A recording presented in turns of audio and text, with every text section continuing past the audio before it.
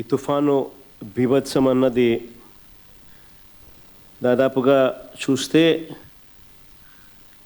నిజం చెప్పాలనంటే wind share form అయ్యి కాస్తో కూస్తో తుఫాన్ డిసిపేట్ అయ్యి తీవ్రత తగ్గినప్పటికీ కూడా రైతుల మీద మాత్రం దీని ప్రభావం చాలా సివియర్గాను సీరియస్గాను దీని ప్రభావం చోటు చేసుకుంది.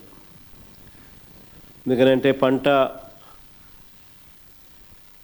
బాగా పొట్టకొచ్చిన సమయంలో జరిగిన కురిసిన ఈ వర్షాల వల్ల పంట నేల ఒరిగింది. ఆ నేల ఒరిగిన ఆ పంటను నీళ్ళల్లో తడవడం వల్ల మళ్ళీ అది పైకి లేయడం అన్నది కూడా కష్టమైన పరిస్థితుల మధ్య, తాళ్ళు ఎక్కువ వచ్చే పరిస్థితుల మధ్య దిగుబడి తీవ్రంగా తగ్గే పరిస్థితి వల్ల రైతు తీవ్రంగా నష్టపోయిన పరిస్థితులు ఎక్కువగా కనిపిస్తూ ఉన్నాయి.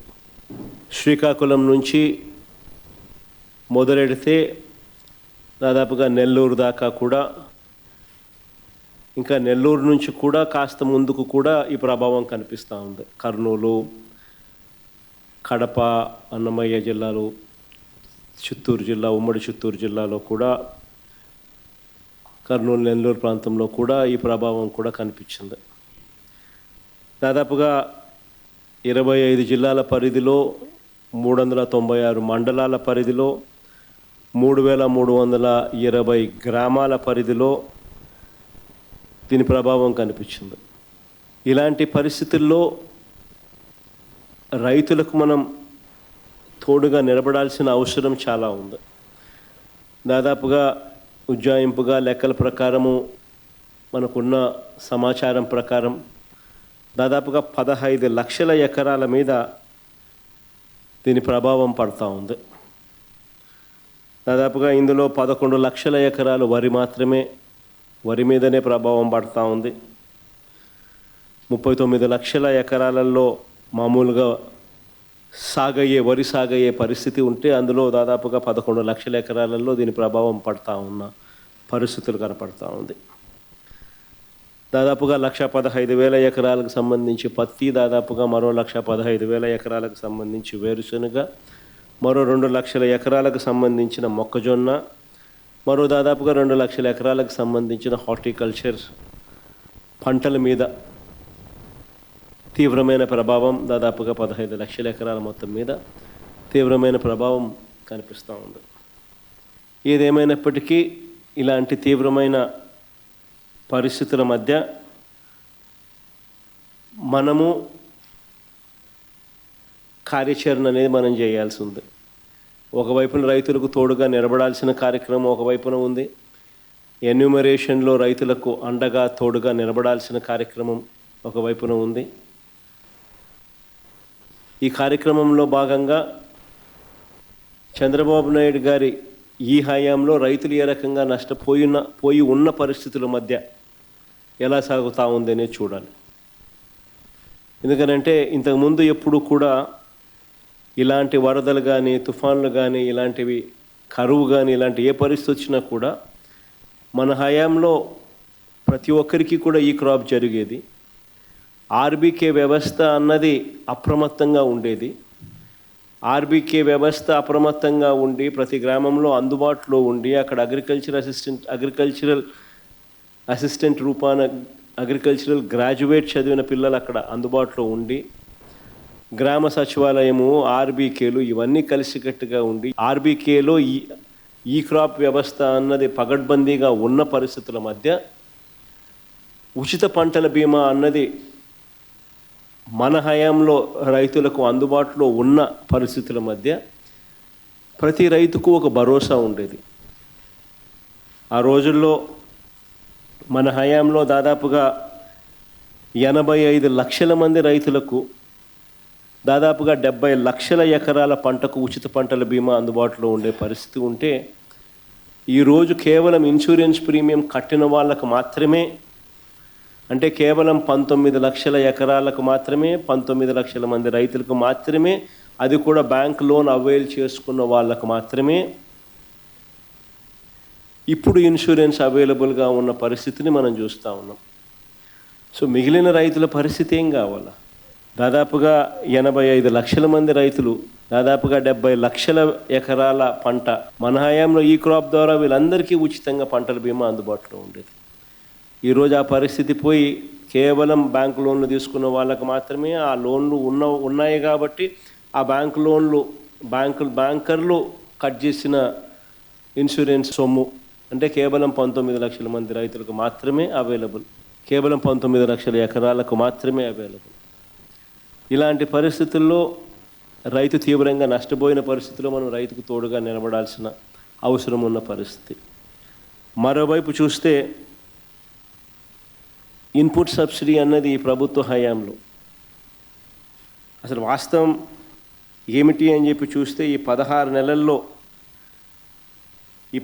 నెలలకు గాను అసలు ఎంత ఇన్పుట్ సబ్సిడీ ఈ ప్రభుత్వం ఇచ్చింది, ఎంతమంది రైతులకు ఇన్పుట్ సబ్సిడీ ఇచ్చింది అని చెప్పి ఒకసారి గమనిస్తే దాదాపుగా ఈ 16 నెలల్లో ఈ డీప్ డిప్రెషన్స్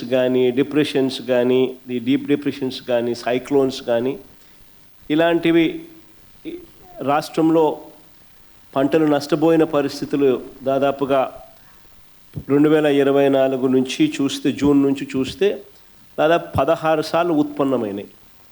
ఈ 16 సార్లకు సంబంధించి ఎంతమంది రైతులకు ఇన్పుట్ సబ్సిడీ అందింది, ఎంతమంది రైతులకు నష్టపోయిన పరిస్థితుల మధ్య వాళ్ళకు ప్రభుత్వం తోడుగా నిలబడింది అని చెప్పి చూస్తే ఈ ప్రభుత్వం తరపు నుంచి గుండు సున్నా కనిపిస్తుంది. అంటే ఏ ఒక్క రైతుకు కూడా ఇన్పుట్ సబ్సిడీ అన్నది అందించని పరిస్థితిలో ఈ రాష్ట్ర ప్రభుత్వం కనిపిస్తూ ఉంది. దాదాపుగా వీళ్ళు ఈ క్రాప్ చేయకుండా రైతులను నిర్లక్ష్యం చేసినప్పటికీ కూడా వాళ్ళ దగ్గర ఉన్న వాళ్ళ లెక్కల ప్రకారమే చూసినా కూడా దాదాపుగా 5.5 లక్షల మంది రైతులకు ఇన్పుట్ సబ్సిడీ రూపేణ 600 కోట్లు ఇవ్వాలని అది ఇవ్వకుండా ఎగరగొట్టిన పరిస్థితులు మనం చూస్తూ ఉన్నాం. మిర్చికి క్వింటాలకు 11,781 రూపాయలు ఇస్తాము, కొనుగోలు చేస్తాము అని చెప్పినారు క్వింటాలకు. ఆశ్చర్యం కలిగించే విషయం ఏంటంటే ₹1 ఇవ్వాల. పొగాకు కొనుగోలు చేస్తామన్నారు, ఎక్కడ దిక్కు దానికి కూడా పొగాకు కొనుగోలుకు కూడా ఎక్కడ కూడా చేసిన పుణ్యం కట్టుకోలేదు. మామిడికి ₹12 కొనుగోలు చేస్తామన్నారు కిలోకు, ఒక రైతుకు మంచి చేయలేదు. ఉల్లికి క్వింటాలకు 1200తో కొనుగోలు చేస్తామని చెప్పినారు, చేతులు ఎత్తేసారు. తర్వాత హెక్టారుకు 50,000 ఇస్తామన్నారు, అది ఇచ్చిన పుణ్యం కూడా వీళ్ళు కట్టుకోలేదు ఎప్పుడు.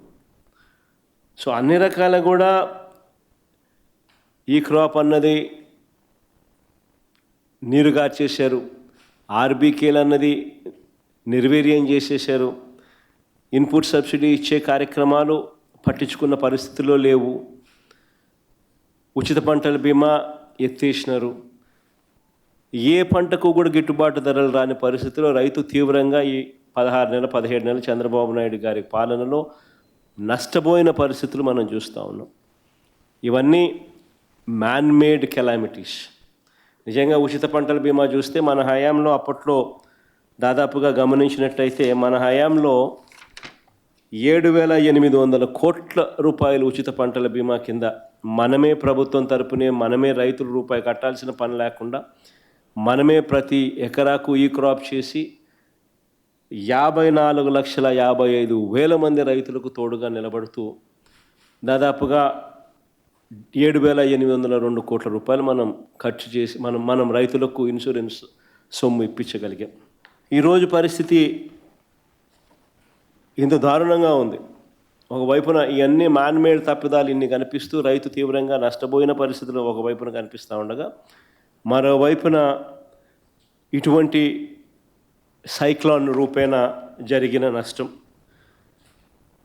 ఇలాంటి సైక్లోన్ రూపేణ జరిగిన నష్టాల మధ్య మనం రైతుకు ఎక్కడ తోడుగా ఉండగలుగుతాము అని అంటే ఎన్యూమరేషన్ అన్నది ప్రభుత్వం చేతులెత్తేసే కార్యక్రమం చేయకుండా ఆ ప్రతి గ్రామంలోనూ కూడా వైఎస్ఆర్సీపీ నష్టం జరిగిన ప్రతి గ్రామంలో కూడా ఎన్యూమరేషన్లో ఏ ఒక్కరికి కూడా నష్టం జరగకోకుండా వాళ్ళ తరపున వాయిస్ ఇవ్వగలగడం, వాళ్ళ తరపున మనం ప్రభుత్వం మీద యుద్ధం చేసైనా సరే వాళ్లకు రైతుల తరపున మనం తోడుగా నిలబడడం, ఇది ఖచ్చితంగా రైతుల తరపున మనం చేయాల్సిన కార్యక్రమం.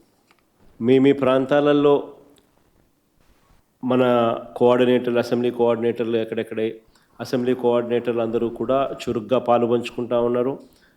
మనం ఇచ్చిన పిలుపు మేరకు, మీరు కోఆర్డినేట్ చేసిన తీరు మేరకు వీరంతా కూడా పలు కార్యక్రమాలలో ఇప్పటికీ అందరూ కూడా పాలుపంచుకునే కార్యక్రమం జరుగుతూ ఉంది. శ్రేణులందరూ కూడా ఈ కార్యక్రమంలో కూడా పాలుపంచుకుంటూ ఉన్నారు. వాళ్ళందరికీ ఒకవైపున అభినందనలు తెలియజేస్తూనే మరోవైపున వాళ్ళందరినీ ఇంకా కాస్త ప్రోత్సహించి ఇంకా మెరుగ్గా వాళ్ళు పాలుపంచుకునే విధంగా, తద్వారా రైతులకు ఇంకా మంచి జరిగే పరిస్థితులు క్రియేట్ కావాలి. కాబట్టి ఆ దిశగా కూడా అడుగులు వేయాల్సిన అవసరం ఉంది. ఏ రైతు కూడా మిగిలిపోకుండా, అవస్థపడే పరిస్థితి రాకుండా ఆ రైతుకు తోడుగా ఉండే కార్యక్రమంలో మన వంతు కృషి ఏం చేయాలనో అవన్నీ కూడా గట్టిగా చూసుకునే కార్యక్రమాలు